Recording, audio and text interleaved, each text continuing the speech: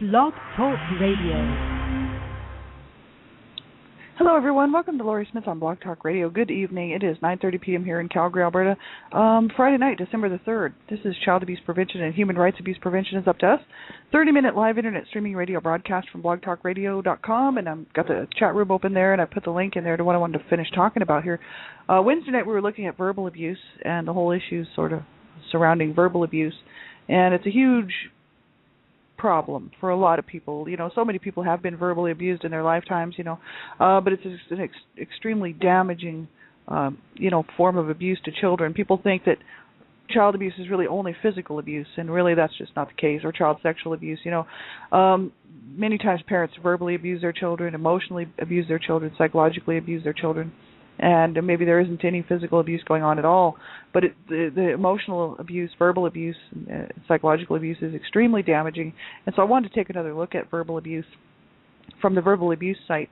That's www.verbalabuse.com, and by Patricia Evans. It's a great website. There's all kinds of good info on there about verbal abuse, and for adults and for children. So good info for everybody, so I hope you'll go check it out. The link is in the chat room there. So thanks, everybody, for tuning in. I'm not a counselor or therapist. I don't hold any certificates in those areas. I'm just a private citizen paying to do my own blog talk shows, really a survivor of child abuse myself, secondhand victim of domestic violence, and I just know, what this is all about because I lived my whole entire life in it to the point where I became an adult at the age of 18 and then continued on with the aftermath of the abuse as a young adult. And then, still on my healing journey. And abuse is completely horrible, and it's sadly enough 100% preventable if people would stop abusing their children, right? And other people would stop abusing children, then we wouldn't have this going on, right? But the sad part is that people just, for whatever reason, just love to abuse their children, like to call them names, like to hurt them, like to put them down and ridicule them. They like to terrorize them. And they like to do all kinds of heinous and horrific acts towards them, and they like to physically abuse them. They like to blame them for everything and kick them out of the house. They like to control their lives 100% to make them miserable. They like to abuse them, and in every way. They like to sexually use their children. They like to molest their children and do whatever they want sexually to their children. And they like to exploit their children, right? So people just like this. They love to hurt their children and other people's children, too. And so as a survivor, I've known so many people who were abused when I was growing up because I was abused myself. And so people flock together, what they say, like certain types, different peoples will flock together depending on their situations, right? So I knew a lot of kids who were abused, and we all hung out together, and I knew their stories, and I knew what was going on, and I saw and witnessed a lot of it firsthand. And abuse to me has just been part of my life. So, I'm talking about the issues of abuse and everything surrounding abuse, so you have to listen at your own discretion, right? And all of my shows, you have to listen at your own discretion. And you have to know what's good for you to listen to. And if you think the topic might bother you, you have to shut it off, turn it off, or whatever. But it is your discretion because we ultimately are responsible for what we listen to. So if it bothers you, you have to turn it off. And if you're a young person under the age of 18, you have to have permission to listen to my show, please, because I believe in protecting children at all times. I'm the Canada Regional Director for Dreamcatchers for Abused Children, and we are working our tails off to try to stop and prevent child abuse, right? It's so important that young people under the age of 18 know that you have the right to be protected and that you have the right to safety, security, to abuse-free life. And so all my shows are very sensitive, and there's a chat room present. And anytime young people under the age of 18 are in a chat room, they should know how to keep themselves safe. And also just because of the material, like a lot of mature information on here. And so that's why I think young people under the age of 18 should have permission to listen to my show and have someone listen to the show with you just to make sure that it's something that you should be listening to. So thanks, everybody, for tuning in. I really appreciate everybody who's tuning into all my shows. It's just wonderful to have you here. And this website here that we're going to be looking at here tonight, the Verbal Abuse site by Patricia Evans, www.verbalabuse.com. We were looking at this on Wednesday night, and I just wanted to take another look at some of the stuff she's got here. She has some great info on verbal abuse, and there's some frequently asked questions about verbal abuse. And she says, here are some of the, and that she reprinted this with permission from iVillage.com. She says, here are some of the most commonly asked questions about verbal abuse with answers from Patricia Evans. She's the author of The Verbally Abusive Relationship, How to Recognize It and How to Respond, and also Verbal Abuse Survivors Speak Out. So she's an author. And here's some commonly asked questions about verbal abuse. So she says here, the first question, is name calling verbal abuse? She says, yes, name calling is abusive because it says that you are blank, but actually you are a person. Batterers define their mates as objects. It isn't healthy to be in the same room with a person who defines you, and it is harmful to children who witness it. They either see their survival threatened or they think it's normal, or both. And so that's a huge issue, A lot of people think that calling people names is not being verbally abusive, and that's just part of life, because so many people do call people names, and it's, to their face, and call them names right to their face, right? A lot of times parents will call their children stupid, lazy, different names like that, not thinking that it's going to hurt the child, when actually it really does, because it defines who that child is to that. In the eyes of that child, that's how they feel. That's how my parent sees me, as lazy and stupid. So then it must be that I really am lazy and stupid. And if they hear it enough, they might start to believe it, right? And that's the problem. They either might think that it's completely normal and that, okay, what my parents are telling me is true, or they might feel very much just threatened by it. Depending on how severe the verbal abuse really is. I grew up in a highly abusive home, extremely, I would say, horrific conditions.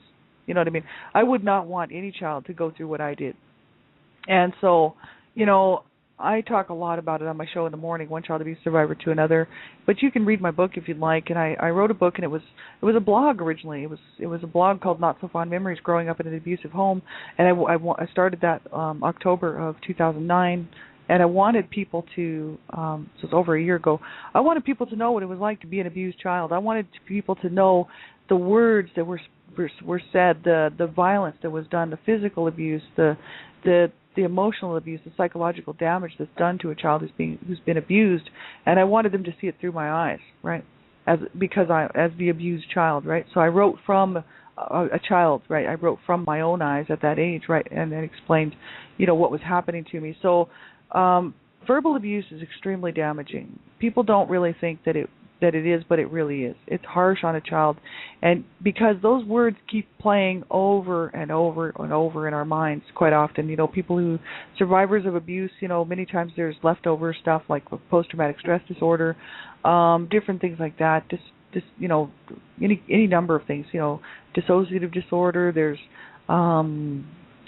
they call them anxiety issues, but there's just all these things that kind of sort of stick around with you after the abuse, right? So, you as an adult, we're supposed to be these highly functioning people, and, it's just great, I can hold a job, I can keep a job, I can look after myself, no problem, but in the back of my mind, I can still hear my mom calling me these names, and knowing that my mom, how she felt about me, and how she defined me as a child, which was that I was a loser, that I was a bad kid, first of all, and that I was all these names. So she would call me all these horrible names like whore, slut, and all these different kinds of names. She would spit in my face. She was very, very, she was a very, sadistic woman. You know what I mean? Somebody who does that to their child has to be pretty sadistic, because they don't care how that child feels, and they don't care how they're making that child feel, right? By doing that. So I hated myself, and I hated my body, and I hated my whole entire existence as a young person, right? It took me a long, long time. Actually, it took me until the age of 41 to really to start wanting to live instead of wanting to die, right? Because I wanted to die because my parents were trying to kill me all the time, right? So whether they were physically abusing me or verbally abusing me, they were quite often saying, we should have killed you, we should have killed all the children, we should have, I wish I would have killed you when you were a baby. My mom would say stuff like that to me, like she would say, I should have just killed you when you were a baby and just gotten it over with. And I'd be like, why don't you just go ahead and kill me now? But especially by the time I was about 10 years old, I used to just tell her, just go ahead and kill me now, put me out of my misery, right? Because, she was very physically abusive towards me and quite often beating on me. And my dad was as well. And so people just don't realize the damage that's done from what they do to their children. And my case is kind of extreme, but there are other people, who just, they just call their children, they think it's no big deal to call their children names like, you're just fat, or you're just ugly, or you're skinny, or you're just too, you're just stupid, or you're just you're too much or whatever, just making their child feel bad, right? That's absolutely horrible. No child deserves to be treated like that. Parents, I would just suggest that you be very, very careful what you say around your children. And even if you're not directing these things towards your children, it's still very damaging. My parents were also very physically and verbally abusive to each other, so my mom was always cursing my dad. My dad was always cursing my mom, calling them names. My dad would call my mom a whore and a slut, and then she'd turn around and call me that. See, it's just passing the buck, right? But the thing is my mom would also call him names too, and so the two of them, it was horrible to have to listen to that and have to see them fighting and grow up around that, right? So it's very important that parents know that even if you're not directing any abuse towards your children, they will be affected by it. Even if there's no physical violence in the home and it's just two people that just can't control their mouths. Because you can control your mouth, they choose not to. The abuse is not an issue of being out of control, it's a means to control. So people will say these hurtful things thinking, ha, I got you, you know what I mean, without even realizing the damage that they're doing to their children, right, and other people in the home. It's absolutely horrible. And is name calling verbal abuse? So that's what she says. Yes, it is. Name calling is abuse.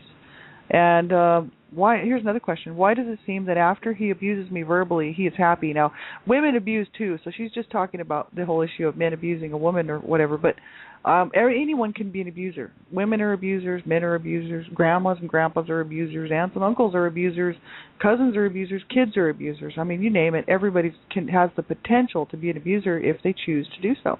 Abuse is a choice. We all have the choice to either not abuse somebody or to abuse them. And people, sadly enough, make the choice because out of sheer ignorance and evil and hatred in their heart, that's what I figure, choose to do what they do to children, right?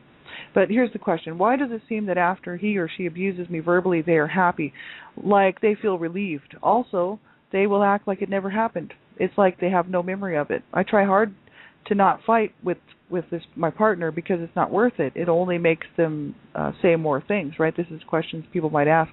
I end up asking myself if I am blowing things out of proportion or overreacting. Well, this is just what happens to people. After somebody abuses someone verbally, they might feel good about it. They might feel like, aha, I got to say what I wanted to say, and I got to call my partner names or my children names, and now I feel good. They don't, but I do. And I think people sometimes think like that, abusers, right? And they'll act like that nothing happened and it's no big deal, or they'll act like they have no memory of it. Quite often abusers will do that. They'll say, oh, I never said that. My parents were famous for that. And I'd be like, I knew I should have had a video recorder and I could have recorded, or some sort of a tape deck that I could have recorded them because I could have played it all back to them. I would love to do that. I would actually have loved to actually have somebody videotape my whole childhood and then play it back to my parents over and over and over again for eternity and make them watch what they did to me for eternity.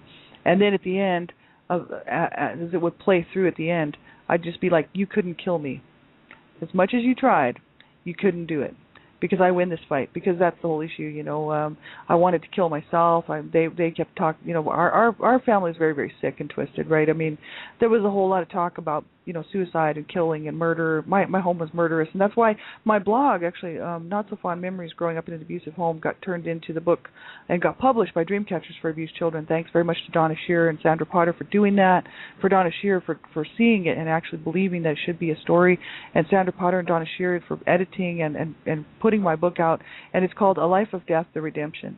And A Life of Death, Redemption, the reason I chose that is because my life was really a life of death, because my parents were always talking about killing me, killing the family, both of them, right? My dad was very schizophrenic and always talking about killing everyone in the family because that's what God would want, and, that we were all from the devil, we were the devil's seed and all this, right?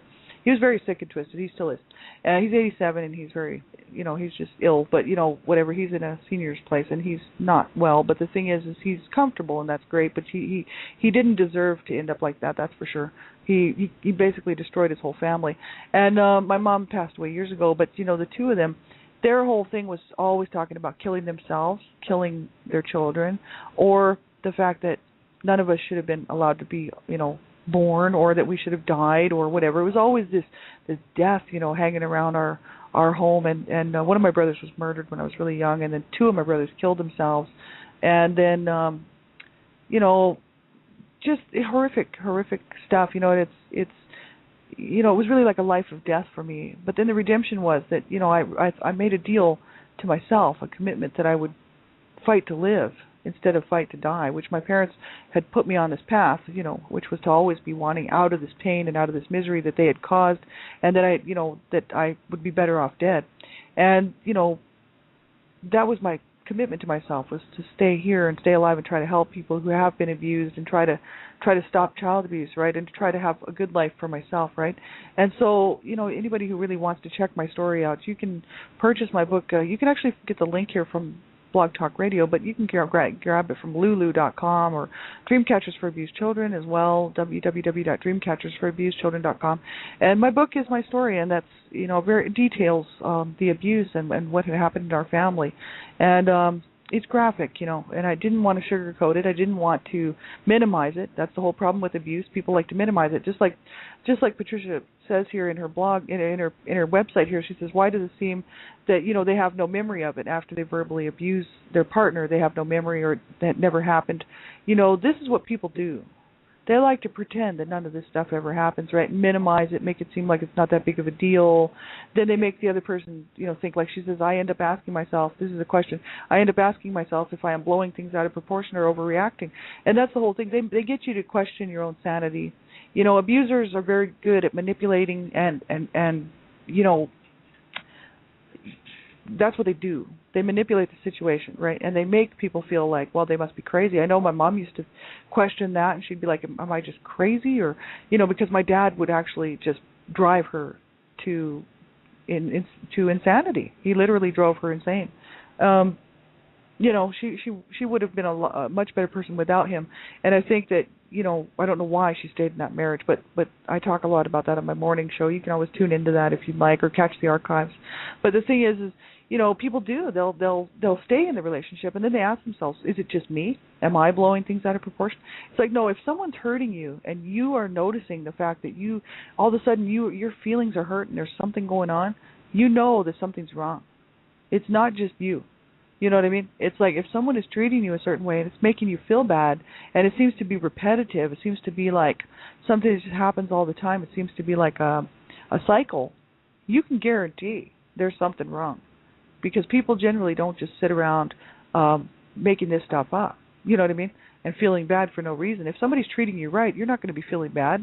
If somebody's treating you right in the relationship, unless you have some sort of mental illness that was untreated before the relationship, then you might have some problems like depression or, like clinical depression and things like this.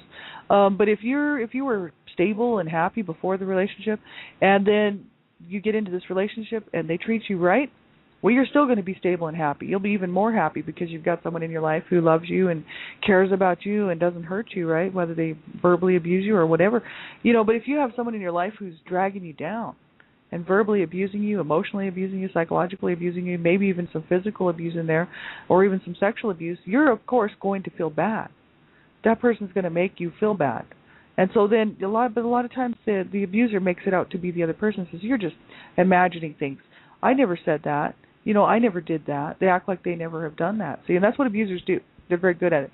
Oh, well, that's what she says here. This is what verbal abusers do.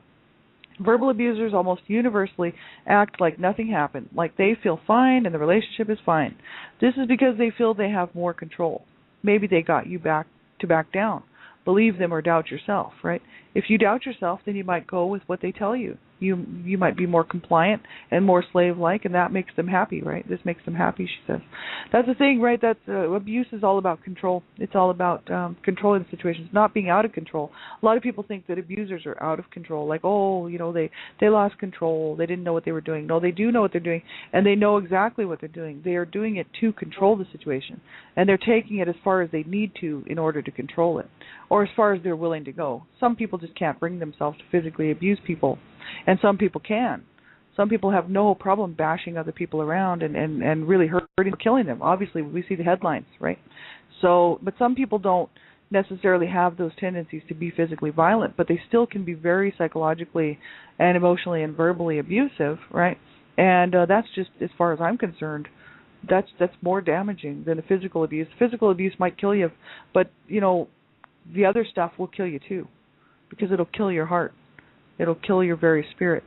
And that's the problem with that. So it does kill you inside, and then you're walking around. I was talking to a therapist, actually, a counselor lady, a friend, not too long ago. We were having a bit of an interview, and she was saying this was for a Blog Talk show, and she was saying that I was telling she knew about my story and whatnot, and she was saying that I said I felt dead, when I was a kid, right, from all this abuse, verbal abuse, physical abuse, psychological abuse, sexual abuse that I was experiencing, and I really felt dead. By the time I was 10, I realized that I was like a dead person just walking around, and I wished that I was dead. And she said, you were like one of the walking dead. That's what they call people who have been, so abused and so mistreated that they feel like their spirit's been killed. That's the walking dead. That's what they call them. There's a term for that. There's other terms as well, but that's one of them.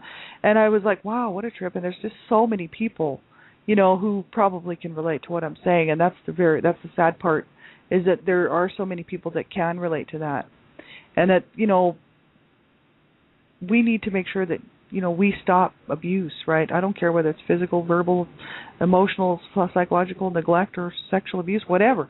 We got to stop it. We need to change the society. We have a broken society, man.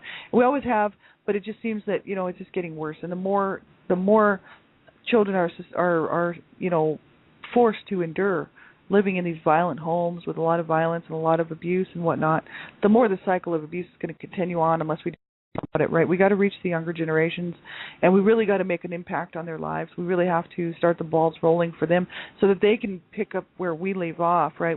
And they can carry it, further and do some more work to try to stop this, because this abuse is a choice. It's not like these childhood diseases where they just come on and these children genetically have these diseases that, take their lives. I mean, that's very, very sad. But we have people killing their children. And if they don't kill them and put them in a body bag, they're killing their spirits anyway. And then we have a whole lot of damaged people out here who have a lot of problems. And it's wrong. And I'll never stop saying it. I'll just keep on saying it's wrong. It will never be right. And we have to stand up and start speaking out against this and start talking about it, right? So there's another question that she has listed here. There's a whole bunch of them. This is questions about verbal abuse, right? Commonly asked questions about verbal abuse. Here's another question that she writes here. My husband's counselor doesn't think my husband's abusive nature is all that bad and doesn't consider it domestic violence. Since when is breaking picture glass, slamming doors, and breaking door jambs not violent? I have the feeling they think it's just a communication problem and they are encouraging couples therapy. I said, no way, what do you think? That's a question that somebody might have asked her or something, or a question that she had heard from somebody one time. That's interesting. Here's her response. The problem of finding a counselor who understands that verbal and physical abuse come from the same underlying control issues and neither is justified is difficult. Often counselors are trained to look for a cause, you, and the effect, abuse, relationship. But you and your mate are not mechanical. Therefore, what you do doesn't make him be abusive, right? If your relationship were mechanical, then when you push up like on a seesaw, he would be affected, he'd go down. But that's not how it is. I refer therapists and counselors whom my readers have discovered and whom they refer on to me as someone who understands abuse. The easiest way to find one is to call my office. So she's got her number there, the number for her office, 925-934-5972. Now, I don't know if that number is good because I haven't tried to phone it, but, she's got good information on her website anyway. So this way I can tell you which towns I have a counselor in, and you can determine if this counselor is near you. Ultimately, you have to meet first and see if this person seems right for you. Men who want to change do best in men's programs referred by women's shelters. And this listing is in the back of my book, Verbal Abuse Survivors Speak Out. I wouldn't mind getting a copy of that book. That'd be great. Other information is at my website, www.patriciaevans.com. So this is the thing. I mean, a lot of times people will have an idea. They won't really understand the severity of the abuse, you know what I mean, whether it's, even if it's just verbal abuse. A lot of times people think, oh, well, maybe it's not that bad and you're just exaggerating, or, it could be worked out. And like this person, this question was, I don't consider the fact that this counselor doesn't think that my husband's abusive nature was all that bad, doesn't consider it domestic violence, since when is breaking picture glass, slamming doors, and breaking door jambs not violent? So obviously this person is getting, the husband was getting, physically violent, maybe not towards her, but breaking things and slamming doors and things like this, right? And that makes people very uncomfortable. And when you grow up around that stuff, it's absolutely horrible. That's how I grew up, right? I grew up with a lot of physical violence and just family violence and violence in the home. And so somebody was always breaking something. My mom or my dad always busting things, breaking dishes, throwing lamps, throwing food. That was a big one in the kitchen, right? The kitchen was not a good place to be hanging around. And the whole issue is things would be breaking, glass would be breaking. Somebody's going to get hurt eventually, right? It's like the fight just continues on. And I mean, generally, one of them would get hurt, because if my dad happened to win out, well, then my mom would get hurt. But if my mom had a chance to grab a skillet or something, and she'd bash my dad over the head with it, and practically knock him out. So the thing was, there was a lot of violence, and it was a scary place to grow up, and it wasn't good. And the thing is people might think that that's not a big deal. Well, it is. It's a huge big deal. It's extremely damaging for people to be around that stuff. And because my parents were always slamming doors and beating on each other and doing all these things, well, I learned how to behave like that too. And as a young child, I used to do the same things, and then I'd get beaten for it because I would slam my door because I was watching. That's what my parents would do, slam the doors and bust things, right? So I would do it because I was just doing what they were doing, right? It was just learned behaviors, and then I would pay the price for it because they would abuse me because I was doing what they were doing. And I was confused because I'm like, I'm just doing what you guys do, and now you're beating the crap out of me. And one time my mom actually, almost busted my nose because I slammed my door on my bedroom door. And, they taught me how to behave like that. You know what I mean? So it's very damaging to have to you parents. You need to watch what you're doing around your children. They are going to watch everything you're doing. If your children have behavioral problems, you better look at the source. You better look at yourselves, because children learn in the home. Unless you aren't bringing up your children, they're being raised by somebody else, then you can blame those guys. But if your children are spending a lot of time with you in your home, and there's problems in the home, and then their behaviors, they have behavioral problems, you better look at yourselves, because children are sponges, and they definitely pick up on the behaviors around the home. If you're cussing and cursing and verbally abusing someone in the home, you can guarantee that your child will probably do the same thing. And you know what I mean? They're going to pick that right up. You have to be responsible for raising those children properly, and do the best thing you can and do the right thing that you can for your children. And if there's abuse going on in your home, even if it's not directed at your children, they will be affected. And it is a form of abuse, right? Because you're subjecting them to violence, you're subjecting them to emotional abuse, verbal abuse. It's a hard way to grow up. You know what I mean? And children don't deserve to be around that. So if you're a parent out there and you're having these issues, man, you better get some help, and you make sure you get some help for your kids, because they certainly don't deserve that, right? No one does, it's ridiculous that people think that they can do this stuff to each other and get away with it. You know what I mean? It's horrible. She has there's all kinds of questions here and stuff. It's quite interesting. My husband's abuse, this is another question. My husband's abuse is the very quiet, insidious kind. He always finds a way to make me the problem. So she's talking about men here, but I know that women are abusers too. So let's, my husband or wife, right? Could be either way. Men and women both abuse. So my husband or my wife's abuse is very quiet, insidious kind. He or she always finds a way to make me the problem. When he or she gets angry, they are enraged. And there does not seem to be any degree between not being angry and rage. They agreed to go to a licensed therapist, but I have already reached a point of depression myself. The question is what to do now. She says that he or she has a first appointment this week with the counselor. Do I wait to see what they say? How long will it take before things are right? Will they ever be right? She says here, the abuse you describe usually happens behind closed doors, so some people may not see the problem. It says most abusers present a perfect image to their therapist, admitting to a mistake or two, which they swear wouldn't happen if only their wives or husbands would do whatever, behave themselves or whatever. Also, most women don't take to an abuser sexually once he shows his controlling side. Most who are abused are too traumatized to regain the level of trust necessary for physical intimacy. And so she says, please trust your intuition and take care, right? Very important for people to get help. If you're in a domestic violence situation, domestic abuse, make sure that you do, get some help. Don't allow yourself to be abused. I don't care whether you're a man or a woman. I know men who are abused as well, and it's horrible. No one deserves to be treated like that. If you have children in this situation, you better make sure you get some help. We have about a minute left. Thanks, everybody, for tuning in. I appreciate you being here. But be sure you check this out. There's lots more information on here, and this is www.verbalabuse.com. Patricia Evans, and there's lots and lots of good info. And So you can take a look at this. I might actually pick this back up Monday night, and we'll finish it off because there is some really, really good stuff here. So take care, everybody. If you need the information I have, just get a hold of me here on Blog Talk Radio or Facebook or whatnot. Or if I can, get you the information, let me know. And be sure and get some help. Don't suffer in sadness and silence, and don't allow yourself to be abused ever, right? And if you know a child's being abused, you better do what you need to do, which is the law, and report it. And if you suspect abuse, do the right thing and report it. Because they don't remove kids from homes unless there's an immediate danger to their life. There has to be, a threat to the child's life. Otherwise, the child stays in the home. Sadly enough. But if you do suspect abuse and you make the phone call, you could save a child's life. You never know. Do the right thing, man. Keep your eyes open for the children out here, and keep an eye open for your own children, and make sure they're not being abused. It's so important. Have a great night, everybody. Talk to you real soon. Bye-bye.